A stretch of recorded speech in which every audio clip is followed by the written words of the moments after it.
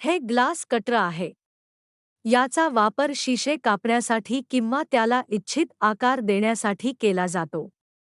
याच्या copper alloy beating हेडचा वापर कापलेल्या तुकड्यांना वेगळे करण्यासाठी केला जातो.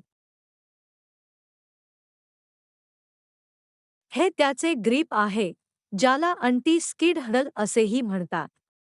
ग्लास कटिंग करताना टूल हातातून फसले जाऊ शकते, ज्यामुळे जखम होऊ शकते.